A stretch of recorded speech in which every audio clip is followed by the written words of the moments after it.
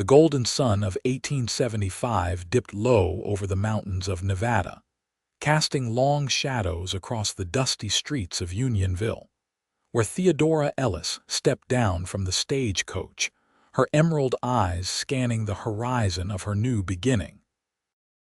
The journey from Philadelphia had been long and arduous, but the telegram from her late uncle's lawyer had been clear. She was now the sole owner of the Silverado Hotel, the only establishment of its kind in this rough-hewn mining town. Theodora straightened her travel-worn skirt and adjusted her hat, which had seen better days after the journey west. At 25, she was no stranger to hardship. The death of her parents 5 years prior had left her to fend for herself in a world that offered few opportunities for a woman alone. When the news of her uncle's passing and unexpected bequest had arrived, she had sold what little she owned and purchased a one-way ticket to Nevada. The stagecoach driver placed her 2 valises on the ground beside her. "Welcome to Unionville, Miss Ellis," he said with a tip of his hat. "Silverado's just down the street. Can't miss it, biggest building in town." "Thank you," she replied, reaching for her bags, only to have a strong hand intercept hers. "Allow me, madam." The deep voice belonged to a tall man with sun-bronzed skin and eyes the color of a summer storm. "Name's Vincent Xavier. Most folks just call me Vince." Theodora hesitated, unused to such forward introductions from strangers. "Thank you, Mr. Xavier, but I'm perfectly capable, I don't doubt it," he said with a smile that creased the corners of his eyes. "But my mother taught me better than to let a lady carry her own bags." Before she could protest further, he had lifted her valises with ease. "You must be Theodora Ellis's niece," he observed. "Word travels fast in Unionville." "Theodora," she corrected. "And yes, I've come to settle my uncle's affairs and take ownership of the Silverado." Vincent's eyebrows rose slightly. "That's quite an undertaking for a woman alone." Something in his tone, not condescension but genuine concern, stopped her from delivering the sharp retort that had sprung to her lips. Instead, she merely straightened her shoulders and said, "I'm not afraid of hard work, Mr. Xavier." "Call me Vince," he replied, falling into step beside her. "And I don't doubt your work ethic, Miss Ellis. It's the town that might give you trouble." As they walked down the main street, Theodora took in her surroundings. Unionville had once been a booming silver mining town, but many of the mines had played out. Still, there was enough activity to keep the town alive: a general store, a blacksmith, a small bank, and several saloons. Men paused in their activities to stare at the newcomer, and Theodora felt a flicker of unease. "They don't see many new faces," Vincent explained, noticing her discomfort. "Especially not ones as pretty as yours." Theodora chose to ignore the compliment. "And what is your role in Unionville, Mr. Xavier?" "Vince," he reminded her with a smile. "I run the Diamond X Ranch about 5 miles outside of town. My father started it 20 years ago when he first came west." They arrived at the Silverado Hotel, a 3-story wooden structure that had clearly seen better days. The paint was peeling and one of the shutters hung askew, but it stood as a testament to more prosperous times. "Here we are," Vincent said, setting her bags down on the porch. "I'd offer to introduce you to your uncle's staff, but most of them left after he passed. Just old Samuel remains. He's the caretaker and bartender." As if on cue, the door swung open to reveal an elderly man with a shock of white hair and kind eyes. "You must be Miss Ellis," he said with a warm smile. "I'm Samuel Walker. Your uncle spoke of you often." "Did he?" Theodora was surprised. She had only met her Uncle Theodore twice in her life, once as a child and again when he had visited Philadelphia briefly after her parents' deaths. "Oh yes," Samuel nodded. "Said you had your mother's beauty and your father's stubborn streak. Said someday you'd make something of yourself." Theodora felt a lump in her throat. I hope to prove him right, she said softly. Vincent cleared his throat. Samuel's been keeping the place running, but business has been slow. The hotel side barely sees any guests these days, but the saloon still draws a crowd in the evenings. I see. Theodora glanced at the faded grandeur of the hotel lobby. Well, I intend to change that. Samuel chuckled. You sound just like your uncle. Come, I'll show you to his quarters, your quarters now, I suppose. Vincent lingered in the doorway. If you need anything, supplies, repairs, or just a friendly face, the Diamond X is always open to you. Theodora felt a flutter of something unfamiliar at his words. Thank you, Mr. Xavier. I appreciate your kindness. Vince, he said once more, with a smile that reached his eyes. Welcome to Unionville, Miss Ellis. I have a feeling you're going to change things around here. With a tip of his hat, he was gone, leaving Theodora with an odd sense of both relief and disappointment. Samuel showed her to a spacious suite on the second floor, which had been her uncle's private residence. It was surprisingly well appointed, with a large four-poster bed, a writing desk, and a small sitting area. Your uncle was particular about his comforts, Samuel explained. Made his fortune in the mines early on, then built this place. He had dreams of Unionville becoming a proper city someday. And did it? Theodora asked, running her fingers along the dusty spines of books on a shelf. Samuel's expression grew wistful. For a time. But when the richest veins played out, folks started moving on. Your uncle was one of the few who believed the town still had a future. After Samuel left, Theodora stood by the window, watching as the last light of day faded from the sky. Below, the main street of Unionville was coming alive with evening activity. Men were heading toward the saloons, including the one downstairs in her own establishment.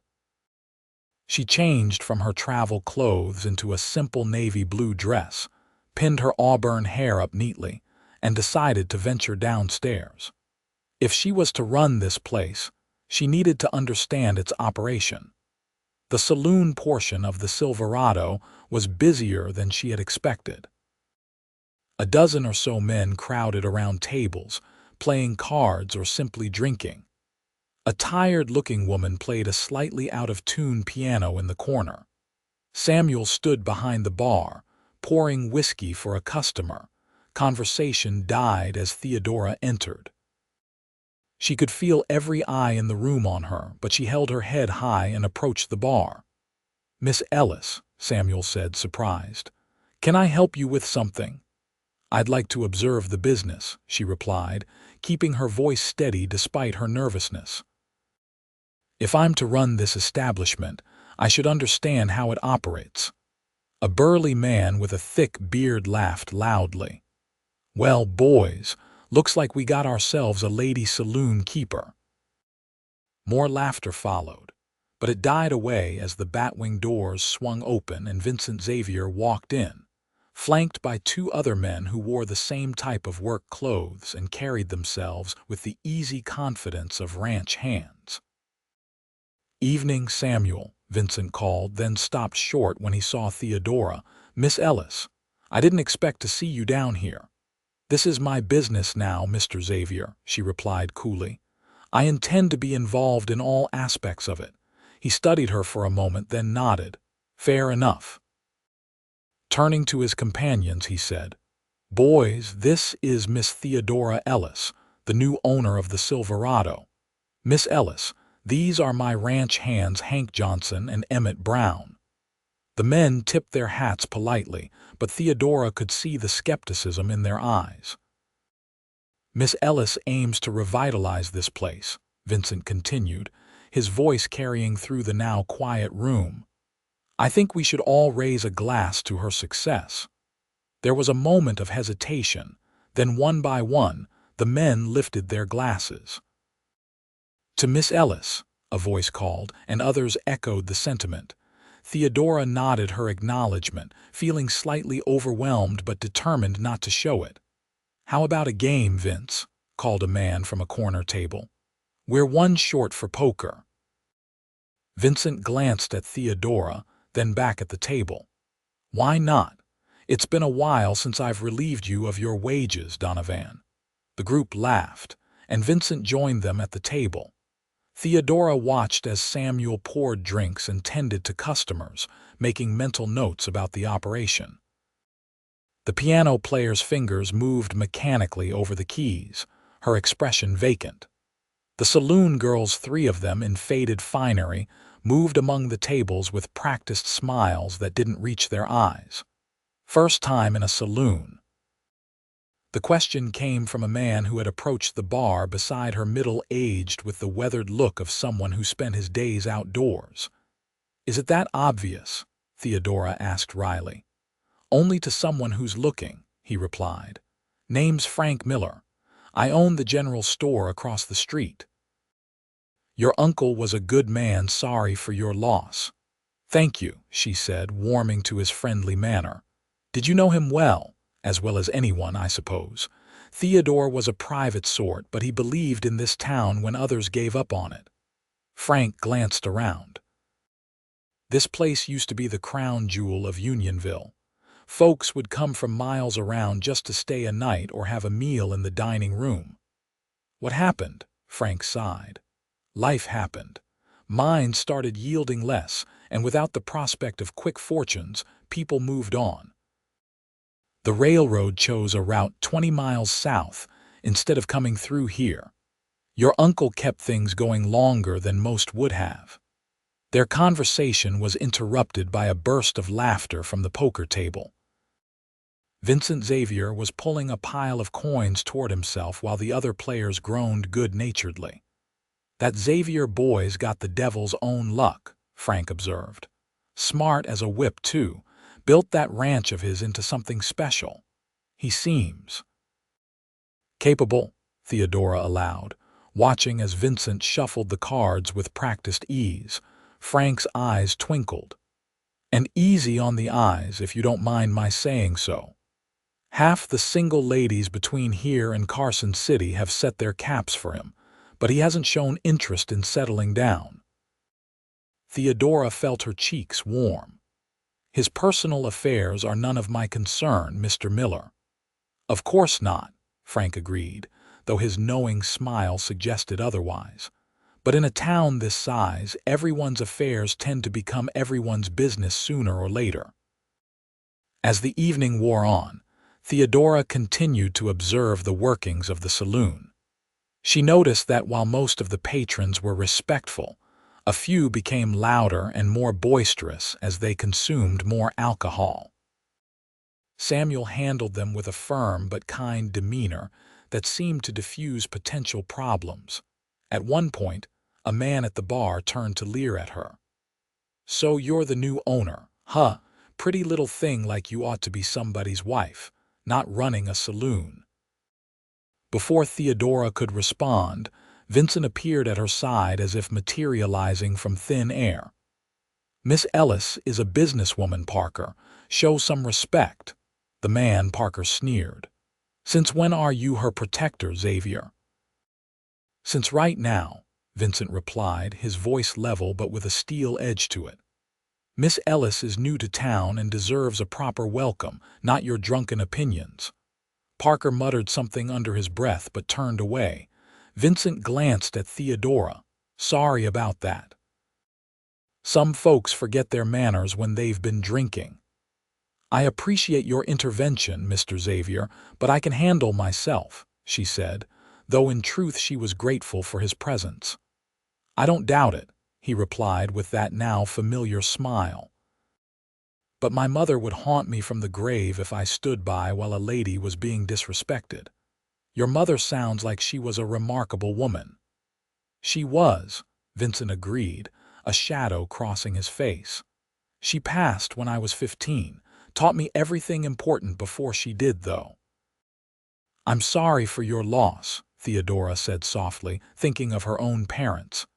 "It was a long time ago." Vincent glanced at the clock on the wall. "It's getting late. Do you have someone to see you safely to your quarters?" "I live upstairs, Mr. Xavier. I believe I can manage the journey." He laughed, a warm, rich sound that seemed to resonate through her. Fair enough. But Unionville can be rough at night. I'd feel better if Samuel locked up properly once the last customer leaves. I'll make sure of it, she promised. Vincent nodded, seemingly satisfied. Good night then, Miss Ellis. I look forward to seeing what changes you bring to the Silverado. As he left with his ranch hands, Theodora couldn't help but notice how many eyes followed him, not with hostility, but with a mixture of respect and curiosity. In just one day, she had learned that Vincent Xavier was something of a fixture in Unionville, respected by most, envied by some, and apparently desired by many of the town's female population. It was well past midnight when the last patron staggered out. Samuel locked the door behind him and turned to Theodora with a tired smile. You should get some rest, Miss Ellis. First days are always the hardest. Thank you, Samuel, for everything. She hesitated, then added, What can you tell me about Mr. Xavier? The old man's eyes twinkled. Vince. He's one of the good ones. His father was a hard man, but Vince took after his mother, kind but no pushover. Built that ranch into the most successful operation in the county through sheer determination. Folks respect him. Theodora nodded, telling herself her interest was purely practical. If Vincent Xavier wielded influence in Unionville, it would be wise to understand his character. Good night, Samuel. I'll see you in the morning. As she climbed the stairs to her quarters, Theodora's mind was filled with impressions of her new home. Unionville was a far cry from Philadelphia, but there was something about the raw honesty of the place that appealed to her, and as for Vincent Xavier, she pushed that thought away. She had come to Nevada to build a new life for herself, not to fall under the spell of a handsome rancher with kind eyes and a disarming smile. The next few days passed in a flurry of activity, as Theodora familiarized herself with every aspect of the Silverado. The hotel portion had 5 guest rooms, all dusty from disuse. The dining room had once been elegant, but now served only basic meals to the few travelers who passed through. The saloon remained the most profitable part of the business, though even that had seen better days. On her 4th morning in Unionville, Theodora sat at her uncle's desk, now hers, going through the account books. The financial picture was clearer now, and it wasn't encouraging. The Silverado was barely breaking even, and some essential repairs had been deferred for far too long. A knock at the office door interrupted her calculations. Come in, she called, expecting to see Samuel. Instead, Vincent Xavier stepped into the room, removing his hat as he did so. Good morning, Miss Ellis. I hope I'm not disturbing you. Theodora quickly closed the ledger, oddly self-conscious about her disheveled appearance. She had been working since dawn, and strands of her auburn hair had escaped their pins. Mr. Xavier, this is unexpected. Vince, he reminded her with that now familiar smile. I was in town picking up supplies and thought I'd check on how you're settling in. That's very kind of you, she replied, gesturing for him to take a seat. I'm learning quickly, though there's much to be done if the Silverado is to thrive again. Vincent nodded, his gray eyes surveying the office. Your uncle had big dreams for this place. He never lost faith in Unionville, even when others did. So I've heard. Unfortunately, dreams don't pay for new roof shingles or kitchen equipment, he chuckled. No, they don't. But they do give you something to work toward. He hesitated, then added, I might be able to help with some of the repairs. My ranch hands are handy with tools, and we owe your uncle a debt of gratitude. Theodora raised an eyebrow. Oh. When I was first building up the Diamond X, there was a bad drought. I was stretched thin financially, and many of my cattle were dying. Your uncle extended me credit at the Silverado and introduced me to some investors from San Francisco. Without his help, I might have lost everything. I had no idea, Theodora said softly. Your uncle didn't believe in broadcasting his good deeds. Vincent leaned forward, his expression earnest. Let me repay some of that kindness by helping you get the Silverado back on its feet. Theodora hesitated. She had always prided herself on her independence, on never accepting charity. But was this charity, or was it simply neighbors helping neighbors in a way that seemed natural in this frontier town? I would be grateful for any assistance with repairs, she said finally. But I insist on paying fair wages for the work. Vincent's mouth quirked in a half-smile. How about a trade instead? My men help with your repairs, and in exchange, you provide a good meal for them when they're done. The Diamond X has many talents, but fine cooking isn't one of them.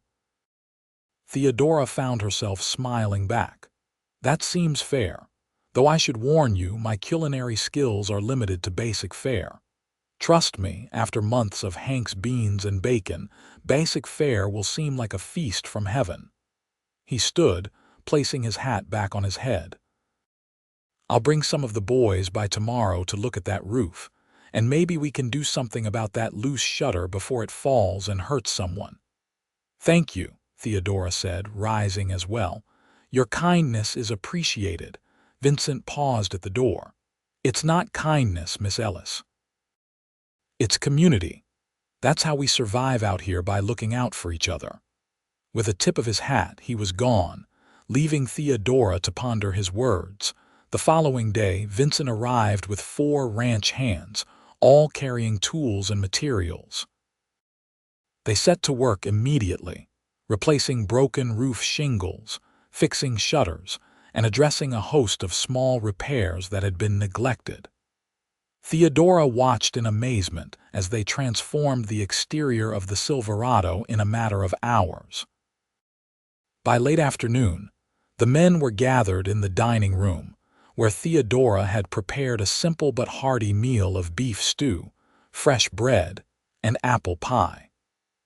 The ingredients had come from Frank Miller's general store, where she had been pleasantly surprised to find a decent selection of foodstuffs. This is incredible, Miss Ellis, Emmett Brown said between mouthfuls of stew. Been a long time since I had home cooking like this. It's nothing fancy, she demurred, pleased nonetheless by their enthusiastic reception of her cooking. It's honest food, well prepared, Vincent said, his gray eyes meeting hers across the table. Sometimes that's better than fancy. The conversation flowed easily as the men recounted tales of ranch life and shared stories about Unionville's colorful past. Theodora found herself laughing more than she had in years, drawn into their camaraderie. As the meal concluded and the men prepared to return to the Diamond X, Theodora pulled Vincent aside. I can't thank you enough for today. The Silverado already looks more welcoming. Happy to help, he replied. Though I should warn you, word travels fast in these parts. Now that folks have seen improvements being made, they'll be curious. You might see some new faces in the coming days. That's exactly what I'm hoping for, she said with a smile. Vincent studied her for a moment, something unreadable in his expression. You're not what I expected, Theodora Ellis. It was the first time he had used her first name, and something about the way he said it made her pulse quicken. Oh, and what did you expect, Mr. Xavier? Vince, he corrected automatically. I thought you might be overwhelmed by all this, a city woman unused to frontier life, but you've taken to it with a determination that's impressive. Theodora felt a flush of pleasure at his words. Necessity is a powerful motivator, Mr. Xavier. This is my chance to build something of my own, and I don't intend to squander it. He nodded, a smile playing at the corners of his mouth. Well, if you need anything else, repairs, supplies, or just a friendly ear, you know where to find me. As Vincent and his men rode away, Theodora stood on the newly repaired porch of the Silverado, watching until they disappeared from sight. Something had shifted today, though she couldn't quite define what it was. Perhaps it was simply that Unionville was beginning to feel less like a strange new place and more like somewhere she might belong. The days that followed proved Vincent right. The visible improvements to the Silverado attracted attention. Several travelers stopped to inquire about rooms, and the evening crowd in the saloon grew larger. Theodora hired 2 local women to help clean the guest rooms and assist in the kitchen, and she persuaded a young man named Thomas to take on the role of stable hand and general assistant. 1 week after her arrival in Unionville, Theodora stood behind the bar in the saloon, filling in for Samuel, who had gone to visit his sister in a neighboring town. She had initially been hesitant to take on this role, aware of the raised eyebrows it might cause, but necessity had overcome convention. To her surprise, the regular patrons had adjusted quickly to seeing a woman behind the bar, especially once they realized she poured a fair measure and kept track of tabs with unerring accuracy. The batwing doors swung open, and 3 men Theodora didn't recognize entered.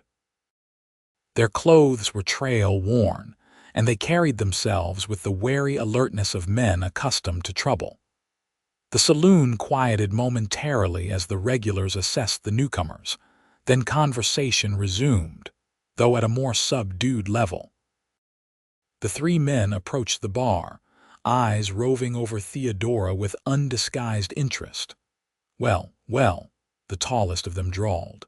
Didn't expect to find such a pretty face behind the bar in this dusty little town. Theodora kept her expression neutral. Welcome to the Silverado, gentlemen. What can I get for you? Whiskey, the man replied, leaning on the bar, and maybe a little company when you're done pouring. I can provide the whiskey, Theodora said coolly. For company, you'll have to look elsewhere. The man's companions chuckled, and the tall one's expression hardened slightly. Feisty. I like that in a woman. Theodora placed 3 glasses on the bar and poured a measure of whiskey into each. That will be 30 cents, gentlemen. The tall man slapped a coin onto the bar. Keep the change, sweetheart. His hand lingered near hers, and Theodora had to force herself not to recoil. Just then, the doors swung open again, and Vincent Xavier walked in, accompanied by Hank Johnson. His eyes quickly took in the scene at the bar, and he made his way over. Evening, Miss Ellis, he said, his voice pleasant but his eyes watchful. Samuel's still away. Yes, he should be back tomorrow, she replied, relieved by his presence. The usual, please, he nodded to the 3 strangers. Gentlemen, passing through, the tall man straightened slightly. Maybe. Depends on what this town has to offer. Vincent's smile didn't reach his eyes. Unionville's a peaceful place. We like to keep it that way. There was a moment of tension as the 2 men sized each other up. Then the tall stranger shrugged and lifted his glass. Just looking for some rest and recreation, friend. No trouble intended. Vincent nodded, accepting the whiskey Theodora poured for him. Glad to hear it. He moved to a table near the bar, positioning himself where he could keep an eye on the newcomers. As the evening progressed, the 3 strangers drank steadily and began a poker game with a couple of locals. Theodora noticed they seemed more interested in keeping the locals' glasses full than in the cards themselves, and she suspected they were hoping to take advantage of drunken opponents. Her suspicions were confirmed when an argument broke out over a hand. The tall stranger accused one of the locals, a middle-aged miner named Pete, of cheating. You're dealing from the bottom of the deck, he shouted, grabbing Pete's wrist. I ain't never cheated in my life. Pete protested, his words slurred from too much whiskey. The situation escalated quickly. The tall stranger overturned the table, sending cards, coins, and glasses flying. His companions stood, hands hovering near their holstered revolvers. Vincent was on his feet instantly. That's enough, he said, his voice cutting through the commotion. This is a friendly establishment. If you can't play nice, it's time to leave. The tall man turned to face Vincent, his hand now resting openly on his revolver. "And who's going to make us?" "You." The room had gone deathly quiet. Theodora held her breath, her heart pounding. Vincent stood relaxed but alert, his eyes never leaving the tall man's face. "I'd prefer not to," Vincent said calmly, "but if necessary, yes." One of the other strangers spoke up, his voice low. "Let it go, Mac. There's 3 of us and a whole lot of them." He nodded toward the other patrons, many of whom had risen from their seats and were watching the confrontation with hard eyes. For a tense moment, Theodora thought the tall man Mac would draw his weapon. Then, with a curse, he stepped back. "Fine. This dirty little town isn't worth the trouble anyway." The 3 men backed toward the door, Mac's eyes still locked with Vincent's. "You'd better watch your back, mister." "I always do," Vincent replied evenly. "Safe travels." After the strangers had gone, the saloon erupted in animated conversation. Vincent moved to the bar, where Theodora was gripping the edge so tightly her knuckles had turned white. "Are you all right?" he asked softly. She nodded, trying to steady her breathing. "Yes, thank you for intervening." "Those men were looking for easy marks," Vincent said, glancing toward the door. "They're the kind who drift from town to town, stirring up trouble and moving on before the law catches up to them." "You think they'll come back?" Theodora asked, unable to keep the worry from her voice. Vincent considered for a moment. "Probably not. There are easier pickings elsewhere, but I'll have some of my boys keep an eye on the place tonight, just to be safe."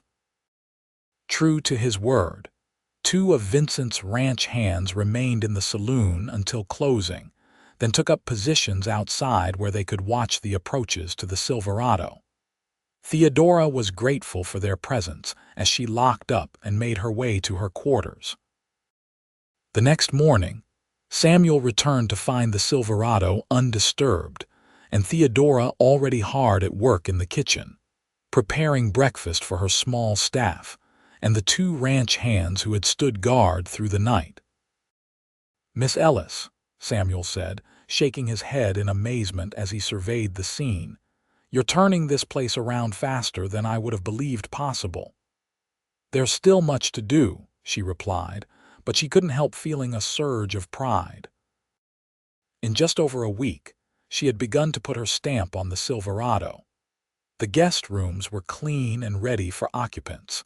The dining room was serving regular meals again, and the saloon was drawing larger crowds each night. As word of the Silverado's revival spread, more travelers began to stop in Unionville. The stagecoach, which had previously passed through with minimal delay, now scheduled a regular stop at the Silverado, bringing a steady trickle of passengers who needed meals and, occasionally, lodging. 2 weeks after her arrival, Theodora was surprised to receive an invitation to Sunday dinner at the Diamond X Ranch.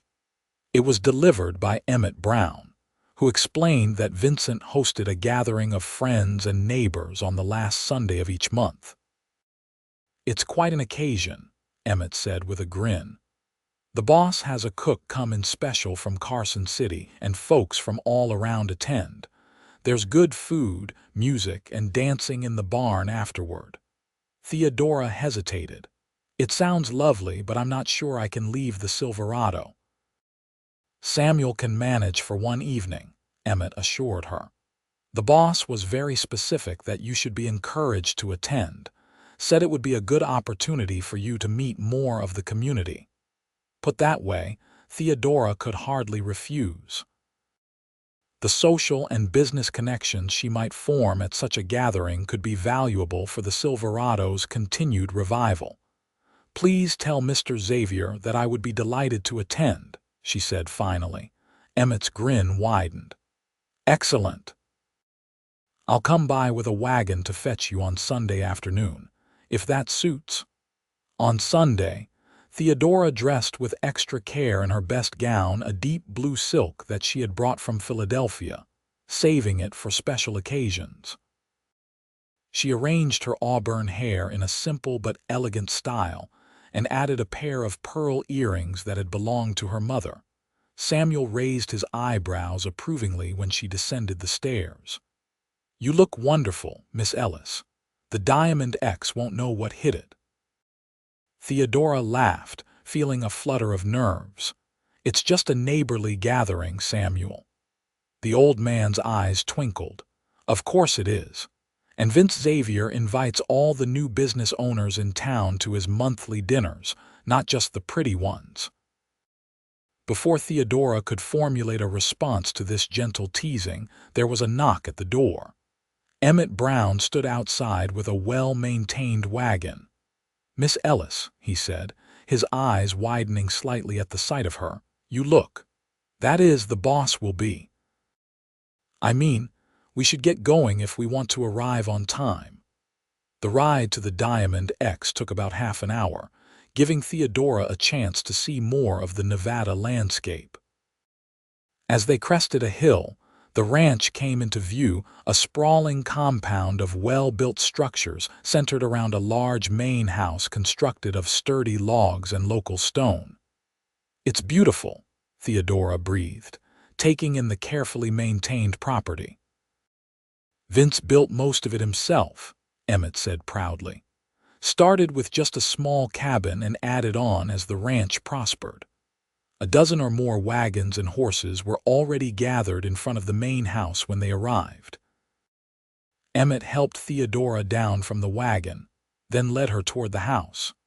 Before they reached it, the front door opened, and Vincent Xavier stepped out onto the porch. Theodora's breath caught at the sight of him.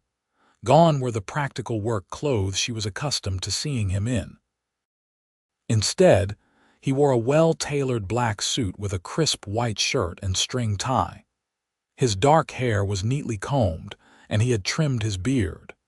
He looked every inch the successful rancher and undeniably handsome. "Miss Ellis," he said, coming down the steps to greet her, his eyes taking in her appearance with obvious appreciation. "I'm delighted you could join us." "Thank you for the invitation, Mr. Xavier," she replied, suddenly very conscious of the warmth of his hand as he took hers. "Your home is lovely. Please, it's Vince," he reminded her with a smile. "And thank you, it's been a labor of love." He offered his arm. "Allow me to introduce you to some of the other guests." The interior of the house was as impressive as the exterior, spacious rooms with high ceilings. Furnished with a combination of practical frontier pieces and more refined items that must have been brought at great expense from the East. A large stone fireplace dominated the main living area, where a dozen or more guests were gathered. Vincent led her through the crowd, introducing her to ranchers, merchants, and their families. Theodora was struck by the warmth of their welcome and their genuine interest in her plans for the Silverado. "Miss Ellis has already made remarkable improvements," Vincent told a group of influential-looking men. "The Silverado is well on its way to becoming the centerpiece of Unionville again." "Your uncle would be proud," said an elderly man who introduced himself as Judge Wilson. Theodore Ellis was a visionary.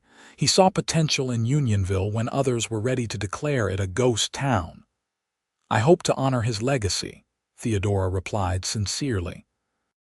The conversation flowed easily as more guests arrived. Theodora found herself drawn into discussions about everything from the price of beef to the latest fashions from San Francisco. She was pleasantly surprised by the sophistication of many of the attendees. Unionville might be a frontier town, but its inhabitants were far from provincial. Dinner was served in a long, rectangular room with windows overlooking the ranch's eastern pastures.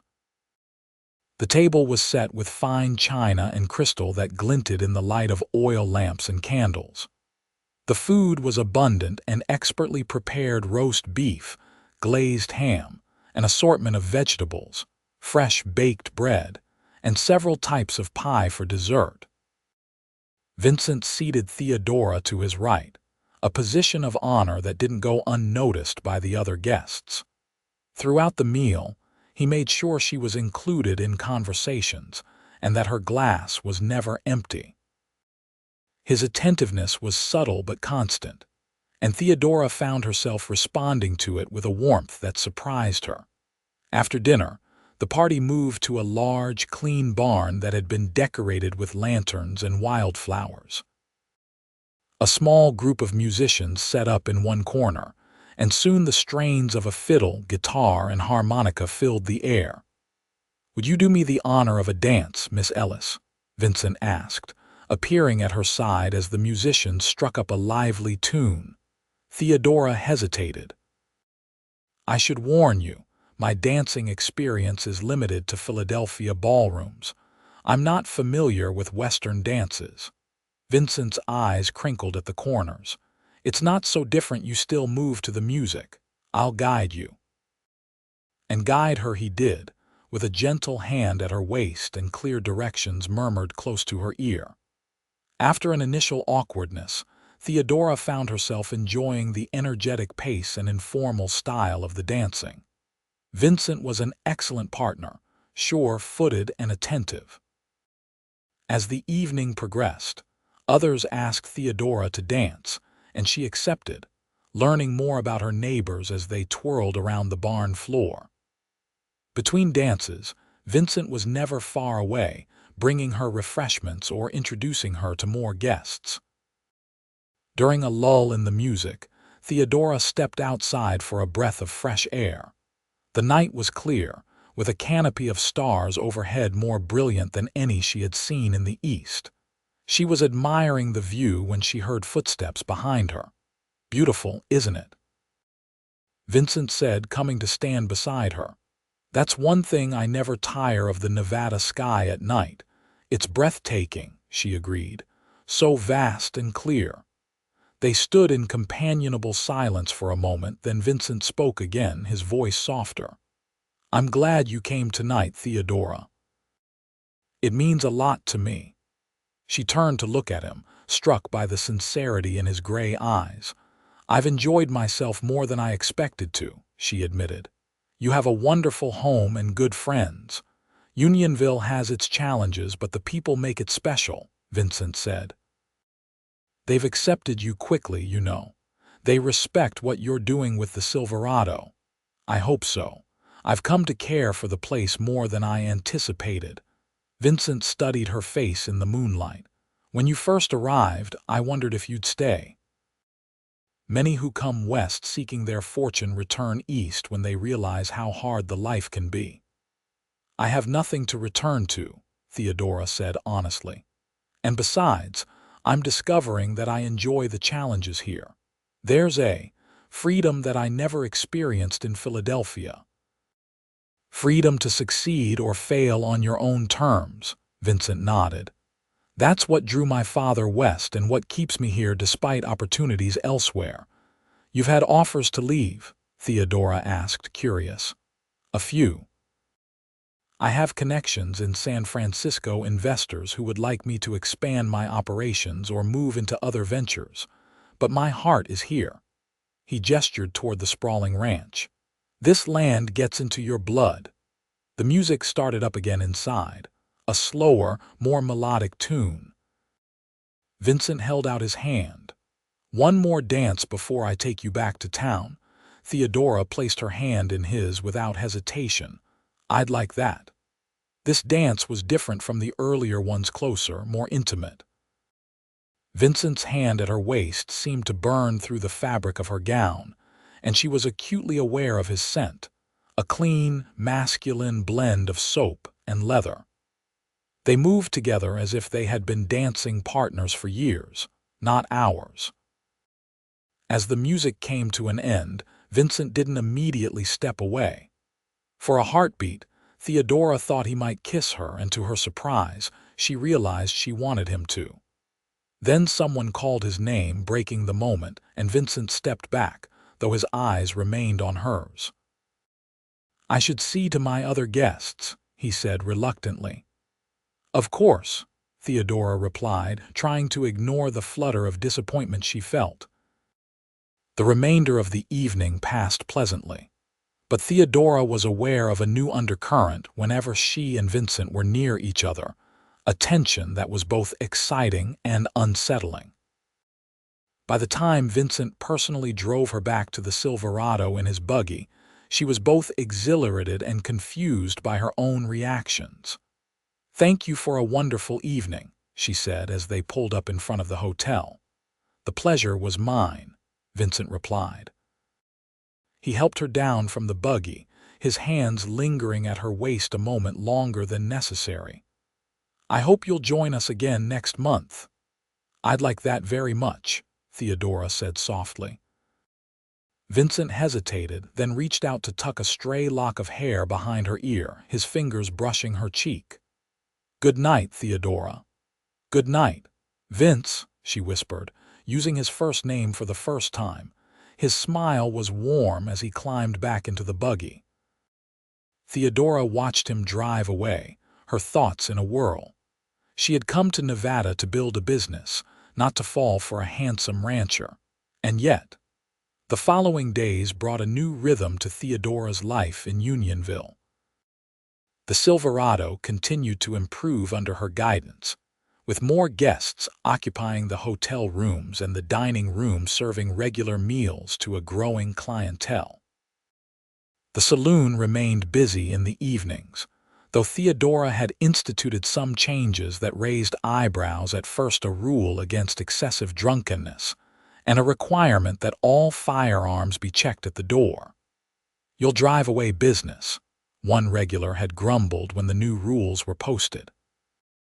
"On the contrary," Theodora had replied calmly, "I'm creating an establishment where men can enjoy themselves without fearing for their safety, and where ladies might feel comfortable dining or having a quiet drink as well." To her satisfaction, the new approach seemed to be working. The rowdier elements found other saloons more to their liking, while the Silverado began to attract a more diverse clientele: ranchers, merchants, and even a few respectable women who came with their husbands for dinner. Vincent Xavier remained a frequent visitor, stopping by the Silverado several times a week. Sometimes he came for meals with his ranch hands. Other times he appeared alone in the evening, taking a quiet table in the corner of the saloon where he would nurse a whiskey and watch the room with those observant gray eyes.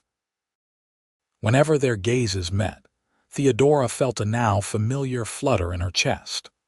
On a sunny Tuesday afternoon about a month after her arrival in Unionville, Theodora was in the kitchen testing a new recipe for beef stew when Samuel appeared in the doorway. "Miss Ellis, there's someone here to see you," he said, an odd note in his voice. Theodora wiped her hands on her apron. "Who is it?" "Says his name is William Blackstone, a lawyer from San Francisco." Puzzled, Theodora made her way to the lobby where a slim man in an expensive suit stood examining the recently renovated space with an appraising eye. "Mr. Blackstone, I'm Theodora Ellis. How may I help you?" The lawyer turned, offering a polite bow. "Miss Ellis, thank you for seeing me. I represent a group of investors from San Francisco who have taken an interest in your establishment."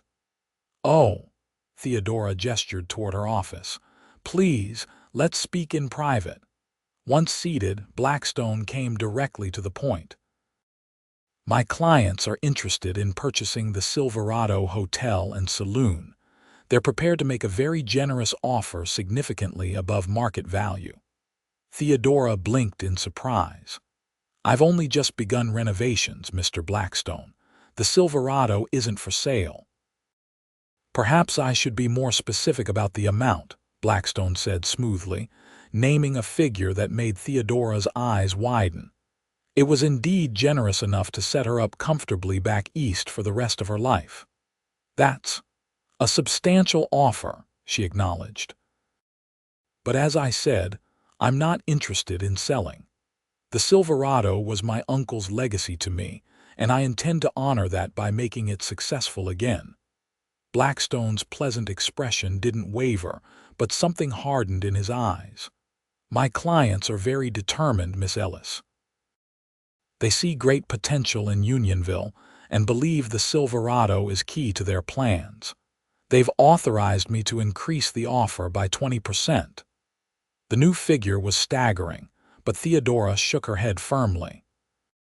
Please convey my appreciation to your clients, Mr. Blackstone, but my answer remains the same. The Silverado is not for sale at any price. The lawyer studied her for a moment, then nodded. I'll inform them of your position. However, I should mention that they are persistent in their business dealings. Don't be surprised if you hear from them again. After Blackstone departed, Theodora remained in her office, troubled by the encounter. Why would investors from San Francisco be so interested in a small-town hotel that was only just beginning to recover its former glory? And why offer such an exorbitant sum? She was still pondering these questions when Vincent arrived that evening. One look at her face and he knew something was wrong. "What is it?" he asked as they sat at a quiet table in the corner of the dining room. "You look worried." Theodora hesitated, then told him about Blackstone's visit. Vincent's expression grew increasingly grave as she recounted the conversation. "This is concerning," he said when she had finished. "There's nothing about the Silverado that would justify such an offer, at least, not based on its current business." "That's what puzzles me," Theodora agreed. "Even at its height, under my uncle's management, the Silverado couldn't have been worth that much." Vincent was silent for a moment, thinking.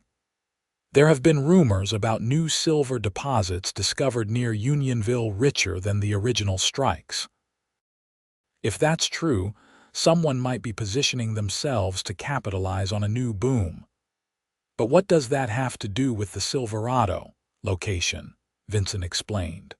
"Your property sits at the heart of Unionville. If the town grows rapidly, control of the Silverado would give someone significant influence over development, not to mention a steady profit from all the prospectors and workers who would need lodging and entertainment." Theodora frowned. "So these investors are speculating on a mining boom that may or may not materialize. It wouldn't be the first time," Vincent said wryly. "Western history is full of fortunes made and lost on such gambles."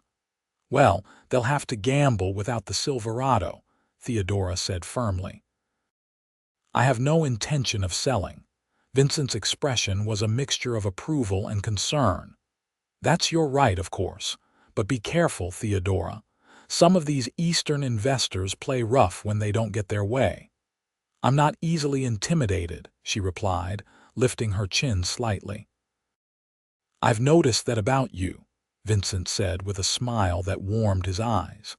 "It's one of your more admirable qualities."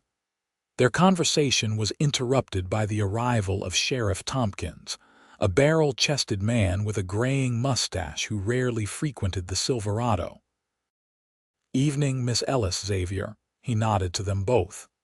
"Mind if I join you for a moment?" "Please do, Sheriff." Theodora gestured to an empty chair.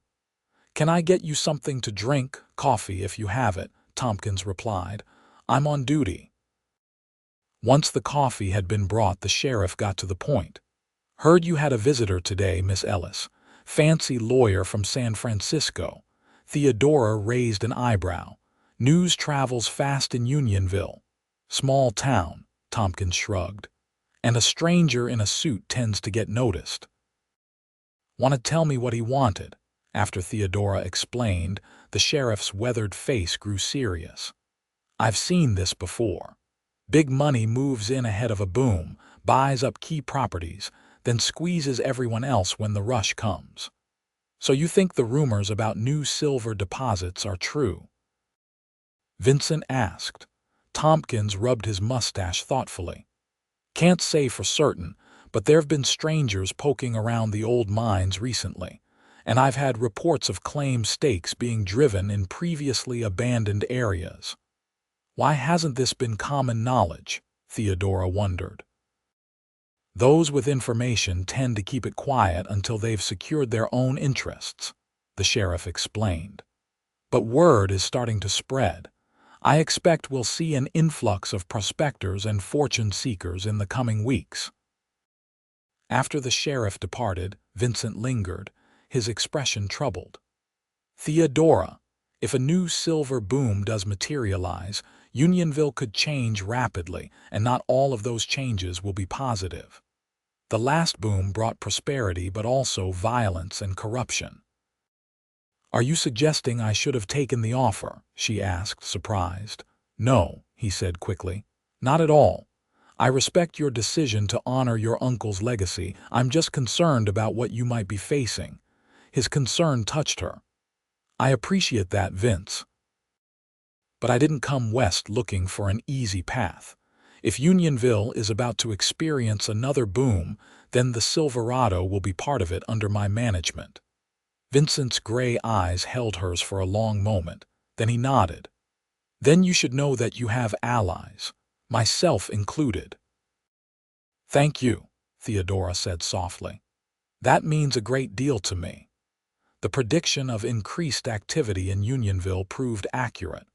Over the next few weeks, a steady stream of newcomers arrived: prospectors, engineers, laborers, and the inevitable camp followers who accompanied any mining boom.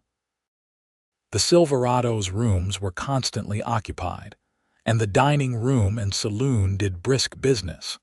Theodora hired additional staff to keep up with demand, including a professional cook from Carson City and 2 more saloon girls to serve drinks.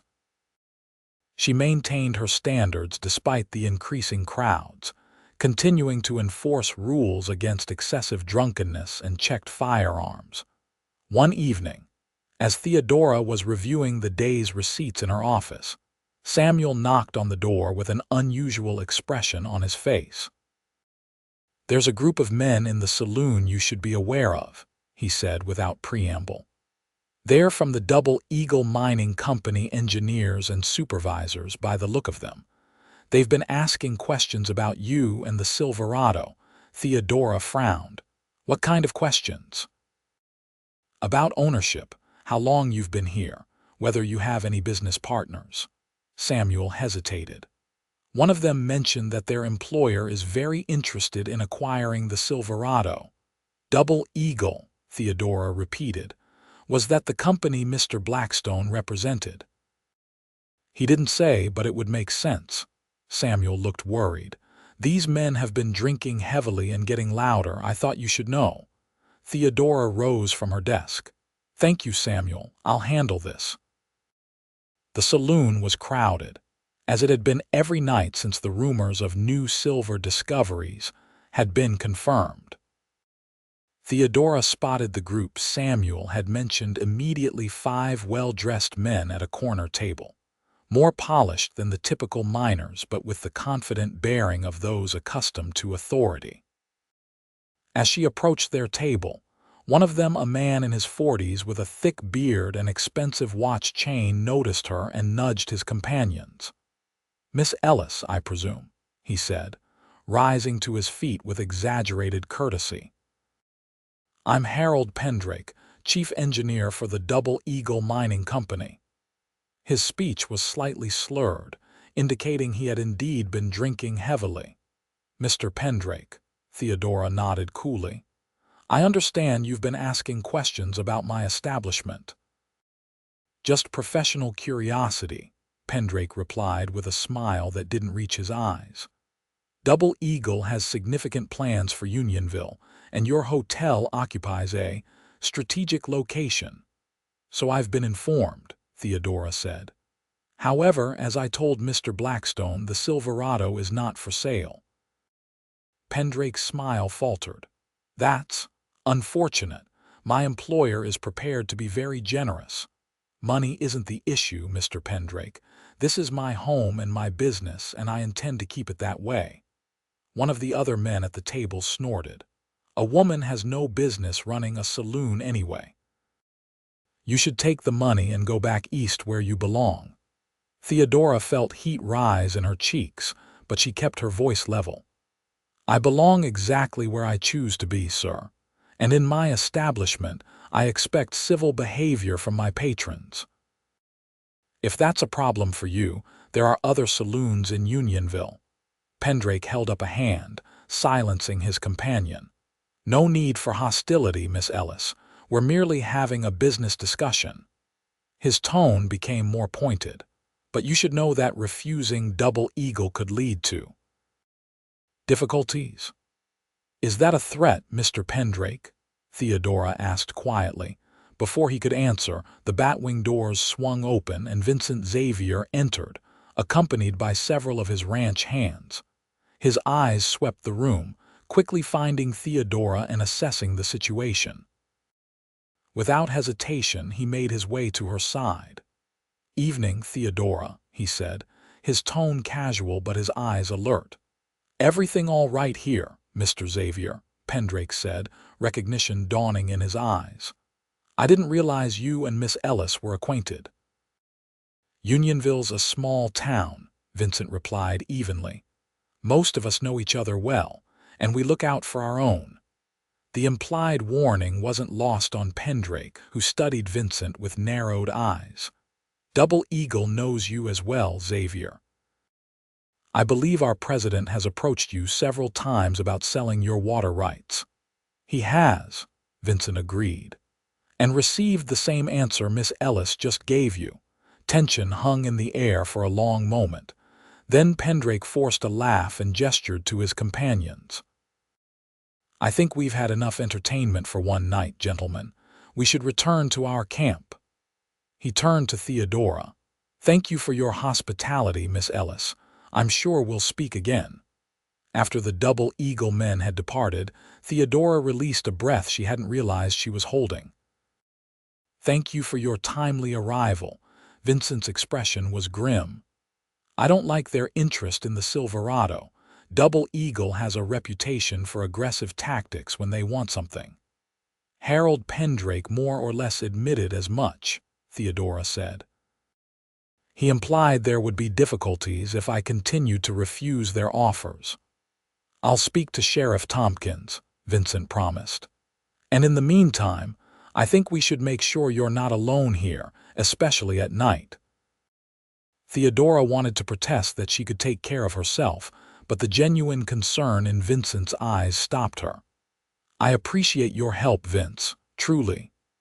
He reached out to take her hand, his touch warm and reassuring. "Whatever happens, Theodora, remember that you're not facing it alone." "Not anymore." The truth of his words struck her deeply.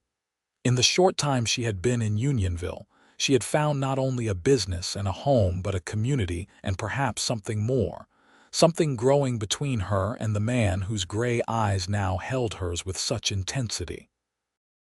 The days that followed brought more evidence of Double Eagle's determination to control key properties in Unionville. Several business owners reported receiving generous offers for their establishments, and those who refused found themselves facing mysterious problems, shipments of supplies that never arrived, customers who suddenly took their business elsewhere, even a suspicious fire at the blacksmith shop that was fortunately contained before it could spread. Through it all, Vincent remained a steady presence, visiting the Silverado daily and often sending his ranch hands to keep watch during the night.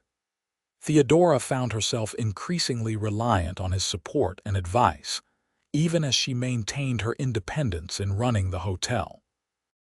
One afternoon, as Theodora was supervising the delivery of new bedding for the hotel rooms, a commotion in the street drew her attention. A large group of cowboys had ridden into town, their loud voices and boisterous behavior suggesting they had already been drinking. "It's the crew from the Circle B Ranch," Samuel explained as he joined her on the porch. "They come to town once a month when they get paid. Usually head straight for Molly's place down the street. It's more to their taste than the Silverado." "As long as they don't cause trouble," Theodora said, watching as the cowboys dismounted and began tying their horses to hitching posts. To her surprise, Instead of heading for Molly's place, the group made their way toward the Silverado. As they approached, Theodora recognized their leader, a heavyset man with a bushy beard named Harlan Bishop, owner of the Circle B. "Miss Ellis," Bishop called, removing his hat with exaggerated courtesy.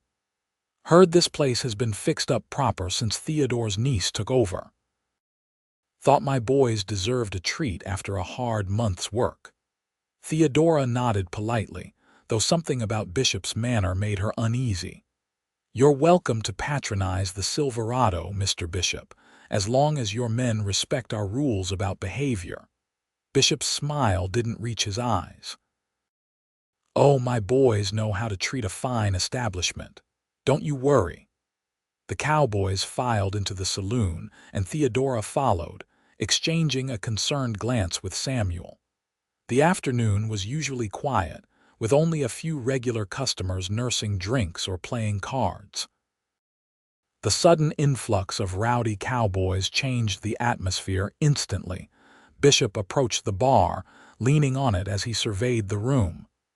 "This place has changed," he observed. "Theodore used to let a man enjoy himself without so many restrictions."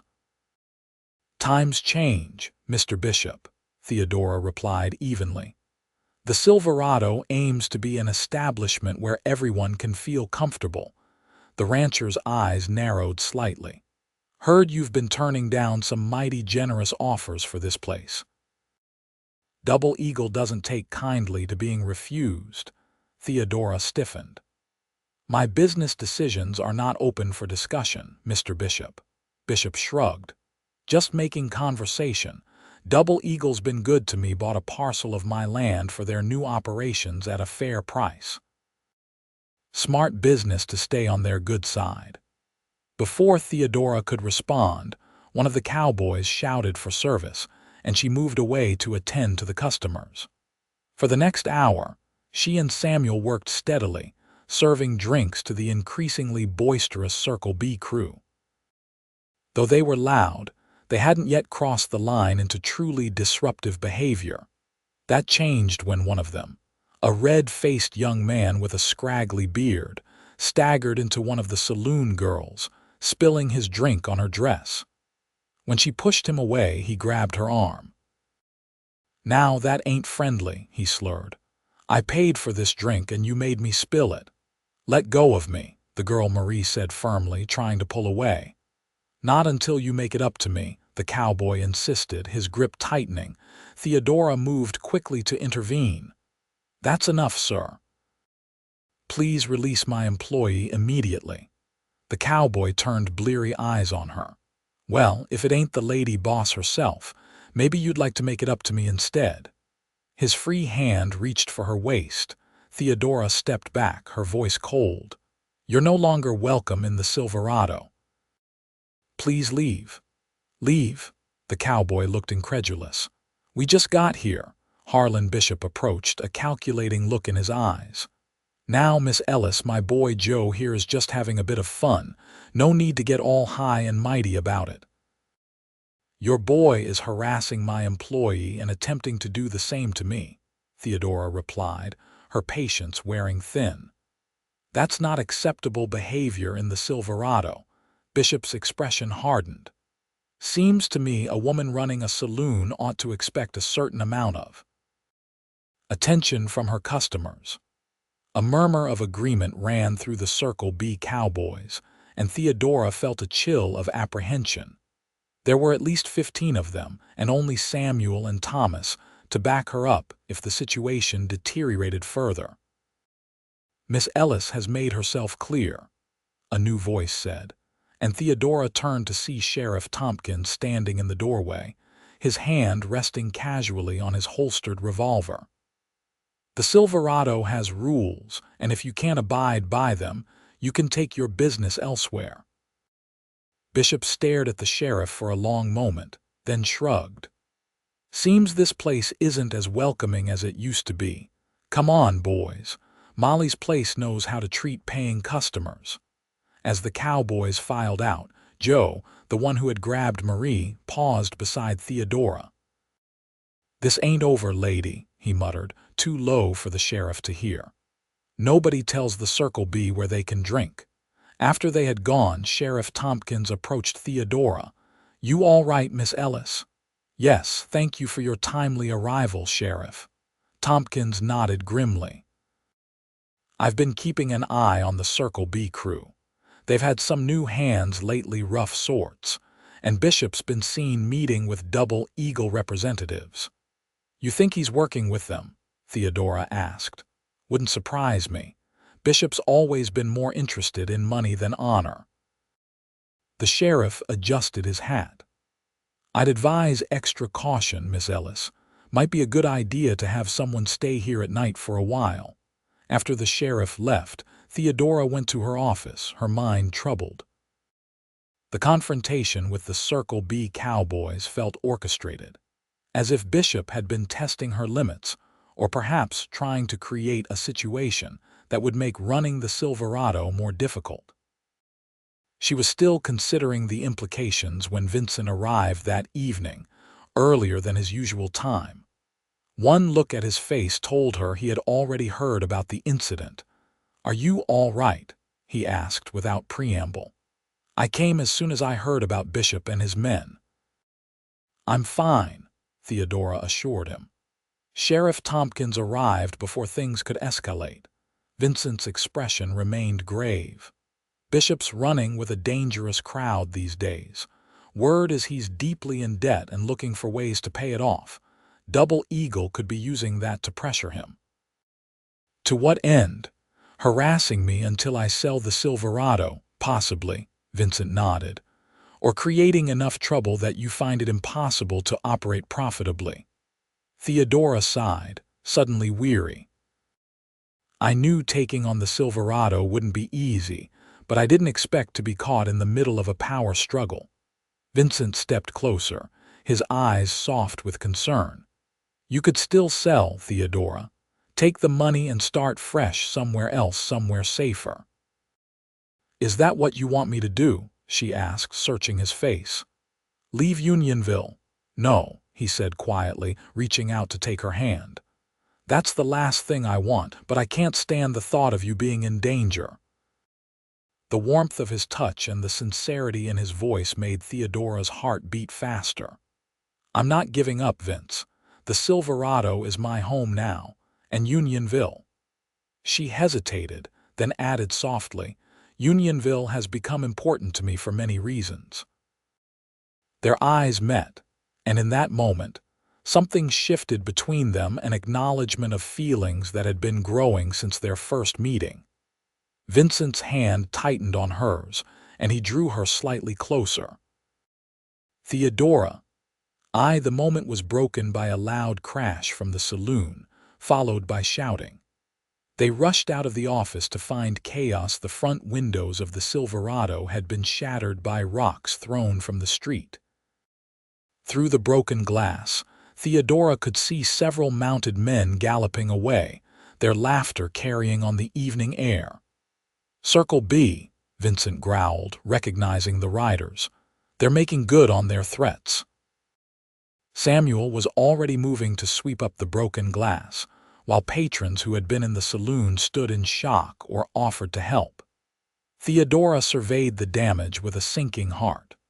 The windows would be expensive to replace, and the message was clear: the harassment was escalating. Vincent turned to her, his expression a mixture of anger and determination. "This has gone too far. I'm going to have a talk with Bishop." "Vince, no," Theodora grabbed his arm. "That's exactly what they want, to provoke a fight. We need to be smarter than that." He hesitated, then nodded reluctantly. "You're right, but something needs to be done. This can't continue." As they worked together to secure the broken windows with boards, an idea began to form in Theodora's mind. If Double Eagle and their allies wanted to play hardball, perhaps it was time to change the game entirely. The next morning, Theodora sent Thomas to deliver messages to several key people in Unionville: Frank Miller at the general store, Judge Wilson, Sheriff Tompkins, and a few others, who had shown themselves to be supporters of the Silverado. She also sent a message to Vincent, asking him to attend a meeting at the hotel that afternoon. By 2 o'clock, the participants had gathered in the Silverado's dining room, curious about the purpose of the meeting. Theodora stood at the head of the table, dressed in one of her finest day dresses, her manner composed and businesslike. "Thank you all for coming," she began. "As you know, the Silverado and several other businesses in Unionville have been facing pressure from the Double Eagle Mining Company and their associates. Last night, that pressure escalated to vandalism. Murmurs of concern ran through the group. Judge Wilson spoke up. "This is outrageous." "Sheriff, can't something be done?" Sheriff Tompkins looked frustrated. "Without witnesses willing to testify, my hands are tied. Everyone knows the Circle B was responsible, but proving it is another matter. Which is why we need to take a different approach," Theodora said. "Double Eagle wants to control Unionville's future. They're using their money and influence to divide us, picking off properties one by one. But what if we present a united front?" Frank Miller leaned forward. "What are you suggesting, Miss Ellis?" "A business association," Theodora replied. "Formal cooperation among Unionville's independent businesses and property owners. We pool resources for security, agree not to sell without consulting the association, and work together to benefit from the coming boom without sacrificing our independence." The idea sparked immediate discussion. Judge Wilson nodded thoughtfully. "It has merit. United, we'd have more leverage with Double Eagle and similar interests. And more ability to protect each other," Vincent added, his eyes on Theodora with newfound respect. "If an attack on one business is seen as an attack on all, it changes the calculation for those using intimidation tactics." For the next hour, they debated the details of the proposed association. By the meeting's end, a framework had been established, with Judge Wilson agreeing to draw up the necessary legal documents. The Unionville Business Association would become official within days. As the participants departed, Vincent lingered behind. "That was brilliant, Theodora," he said with genuine admiration. "You've turned their divide-and-conquer strategy against them. It may not stop them," she cautioned, "but at least now we're not fighting alone." "We never were," Vincent said quietly, taking her hand. "But now everyone else knows it too." Word of the Unionville Business Association spread quickly. By the following day, most of the town's independent business owners had expressed interest in joining. Double Eagle's representatives were conspicuously silent, though Theodora noticed increased activity around their camp outside town. 3 days after the association was formed, Theodora was supervising the installation of new windows in the Silverado when a familiar figure approached William Blackstone, the lawyer from San Francisco, accompanied by a distinguished-looking older man in an expensive suit. "Miss Ellis," Blackstone called, "may I have a word? My employer would like to speak with you personally." Theodora straightened, brushing dust from her skirt. "Of course." "This is Mr. James Harrington, president of the Double Eagle Mining Company," Blackstone said with a deferential gesture toward his companion. Harrington stepped forward, offering a polite bow. "Miss Ellis, I apologize for not introducing myself sooner. I've been in San Francisco finalizing some investments." "Mr. Harrington," Theodora acknowledged coolly, "your company's methods of introduction have been less than courteous." The mining executive had the grace to look chagrined. "I've just been informed of the recent incidents. Please accept my sincere apologies. The actions taken by certain individuals were not authorized by Double Eagle." Theodora raised a skeptical eyebrow. "Yet they seemed remarkably aligned with your company's interests." Overzealous employees and associates, I assure you, Harrington said smoothly. I've come personally to rectify the situation and to discuss a more civilized approach to our mutual interests. I'm listening, Theodora replied, though she remained wary.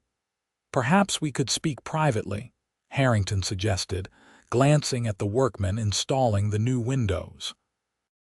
Theodora led the way to her office, aware that Samuel was watching the interaction closely. Once seated, Harrington came directly to the point. Miss Ellis, Double Eagle has significant plans for Unionville. Our surveys indicate rich silver deposits that could make this area even more prosperous than during the original boom. We intend to invest heavily in modern mining techniques, transportation improvements, and community development. That sounds promising for Unionville, Theodora acknowledged. But I fail to see why it requires my selling the Silverado. Harrington smiled. Direct and forthright, I appreciate that. He leaned forward. The truth is, the Silverado's location makes it ideal as our headquarters and a showpiece for the new Unionville we envision. We're prepared to make you an offer that goes beyond mere financial compensation. He outlined a proposal that was indeed impressive. Not only would Double Eagle pay an extraordinary sum for the Silverado, but they would offer Theodora a position as manager of the expanded hotel. They planned to build, with a substantial salary and profit-sharing arrangement. You would maintain day-to-day control, Harrington emphasized. With the resources of Double Eagle behind you, the Silverado could become the finest hotel between San Francisco and Denver. It was, Theodora had to admit, a tempting offer. The financial security alone would ensure her future, and the opportunity to develop the Silverado beyond what she could accomplish independently was attractive. And if I still decline? She asked quietly. Harrington's expression remained pleasant, but his eyes hardened slightly. Then Double Eagle will proceed with our plans for Unionville without your participation. We'll build our headquarters elsewhere and develop competing establishments. The economic landscape will change dramatically, Miss Ellis. The Silverado might find itself obsolete. Is that a threat, Mr. Harrington? Merely a realistic assessment of market forces, he replied. Double Eagle prefers cooperation to competition, but we're prepared for either. Theodora was silent for a moment, considering. I appreciate your frankness, Mr. Harrington. I'd like some time to consider your offer. Of course. He rose to his feet. I'll be in Unionville for 3 more days. Please let me know your decision by then. With a polite nod, he departed, Blackstone trailing in his wake. Theodora remained at her desk, turning over Harrington's words in her mind. The offer was generous more than generous, and his implied threat, while politely phrased, was clear. Double Eagle had the resources to fundamentally alter Unionville's economy, potentially leaving the Silverado struggling if she refused to cooperate. She was still deep in thought when Vincent arrived that evening. One look at her face told him something significant had happened. What is it? He asked, taking the seat opposite her desk. You look troubled. Theodora explained Harrington's visit and offer. Vincent listened intently, his expression growing more concerned as she spoke. It's a clever approach, he said when she had finished. Offering you a stake in their vision rather than simply trying to buy you out. And the implied threat is effective without crossing the line into something that could be legally challenged. The offer itself is impressive, Theodora admitted. With Double Eagle's resources, the Silverado could become something far grander than I could achieve alone. Vincent studied her face. Are you considering accepting? Theodora sighed. I would be foolish not to at least consider it. The financial security alone is significant. And what about your independence? Your vision for the Silverado? Vincent asked quietly. Would those survive as an employee of Double Eagle, no matter how well compensated? I don't know, she replied honestly. Harrington promised I would maintain day-to-day control, but ultimately the decisions would be theirs. Vincent was silent for a moment, then said carefully, There's something you should know before you decide. I've heard rumors that Double Eagle has been acquiring water rights throughout the county, not just for mining operations, but for control of agriculture and ranching as well. They appear to be positioning themselves to dominate the entire region's economy. That would explain their interest in your ranch, Theodora realized. Have they approached you again recently? Yesterday, Vincent nodded. With an offer similar to yours, not just to buy the Diamond X, but to keep me on as manager with profit sharing. And what did you tell them? A smile touched Vincent's lips. I told them the Diamond X isn't just a business to me, it's my home and my legacy. Some things aren't for sale at any price. His words resonated deeply with Theodora. Wasn't that exactly how she felt about the Silverado? It wasn't just a business opportunity, it had become a home, a community, a purpose. I have until Harrington leaves town to make my decision, she said, more to herself than to Vincent. Whatever you decide, Theodora, I'll support you, Vincent said, reaching across the desk to take her hand. But know this, if you choose to stay and fight for your independence, you won't be fighting alone. The warmth and sincerity in his gray eyes made her heart swell with emotions she had been trying to keep at bay. In that moment, she realized that her decision about the Silverado was inextricably linked with her feelings for Vincent Xavier, feelings that had grown steadily since the day he had carried her valises from the stagecoach. The next morning, Theodora called another meeting of the Unionville Business Association, this time including several ranchers and property owners from the surrounding area who had expressed interest in joining. The dining room of the Silverado was filled to capacity as she recounted her meeting with Harrington. Double Eagle is offering substantial sums to key property owners, she explained, along with continued roles in the businesses they're acquiring. Their vision for Unionville's development is ambitious and potentially profitable for those who cooperate. And those who don't, Judge Wilson asked, though his expression suggested he already knew the answer. Face economic challenges as Double Eagle redirects investment and development away from them, Theodora replied. Frank Miller from the general store spoke up. Several of us have received similar offers in the past 2 days. They're moving quickly, trying to secure as many properties as possible before our association can fully organize. Sheriff Tompkins looked troubled. This is legal pressure, not the kind of intimidation we saw before.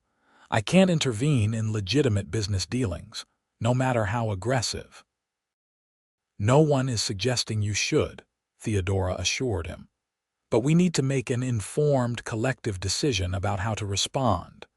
Double Eagle's plans would certainly bring growth to Unionville, but at what cost to our independence?